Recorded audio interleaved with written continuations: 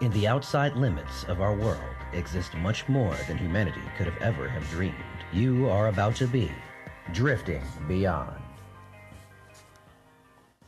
Episode 14, Founder. As Mr. Big Fish appears through the door, Ulysses and Kira meet him with their rifles. Just before they fire, Mr. Big Fish quickly throws a small bag at them. It explodes with a flash, blinding them. Protocol C-35. Suddenly, the statue awakens and snatches Fink off the ground. The statue rips off Fink's mechanical arm, tossing it to the ground. Fink wriggles and fights the statue's grasp. What the hell is this? Let me go, damn it! Kira rubs at her eyes, regaining her sight. She turns to Fink and then back to the door. Mr. Big Fish is nowhere to be found. Big Fish!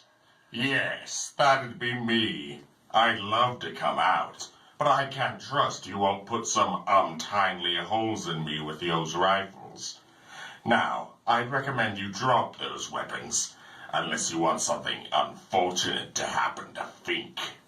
Ulysses opens his eyes wide, then turns to Fink. The robot holds him tight.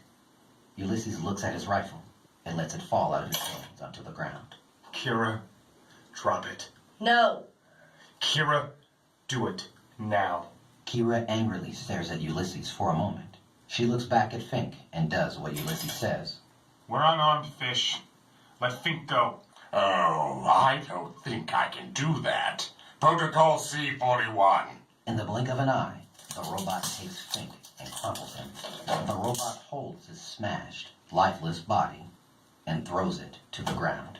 What the hell? We're unarmed! Quit hiding and face us!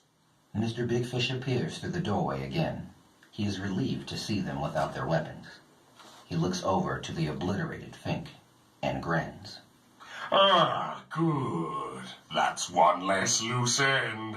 Kira sprints at Mr. Big Fish and jumps at him, grabbing at his bald head.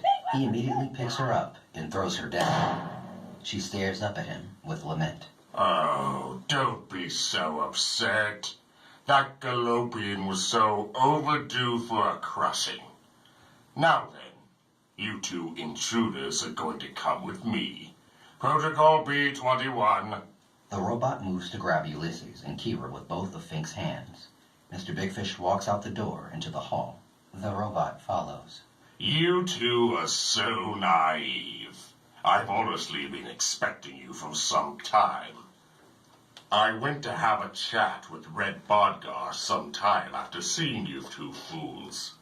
I was met with some rather disappointing findings.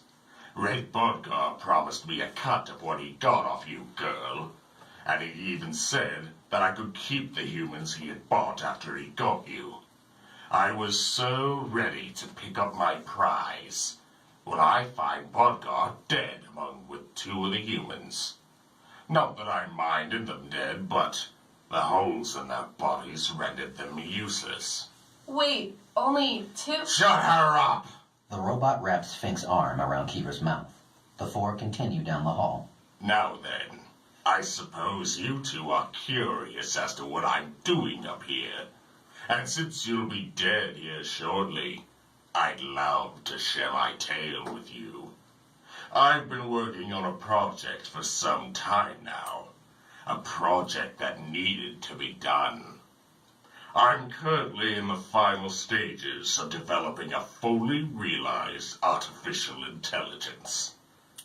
Mr. Big Fish stops and presses his long metal fingers against the wall. A door opens up. The robot tosses Kira and Ulysses through it. To their left lies a pile of reeking, defiled corpses, half decayed. I grew so tired of those lackeys, so inconsistent, so useless, always leaving the real work to me. Hell, they couldn't even kill an armless Galopian.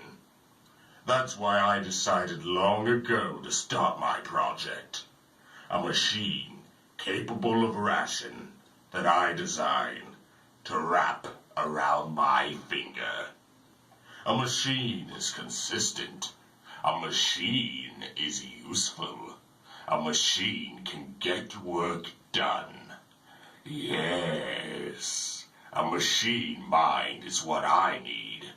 Protocol F-99. The robot moves past Kira and Ulysses to an outlet in the wall.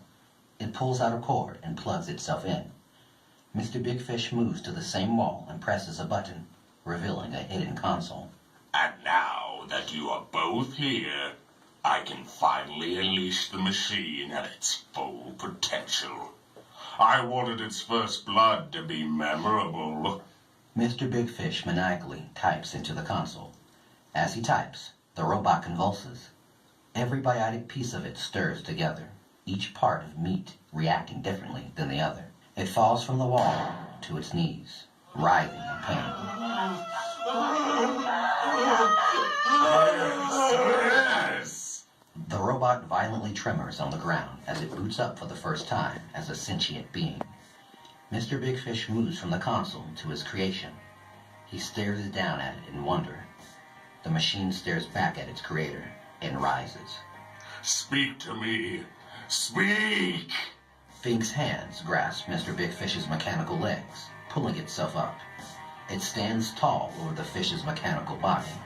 The robot opens its mouth, but speaks no words. It raises its hand and smashes through Mr. Big Fish's bowl, grabbing the raw fish. The fish flops in Fink's hand before the robot crushes it.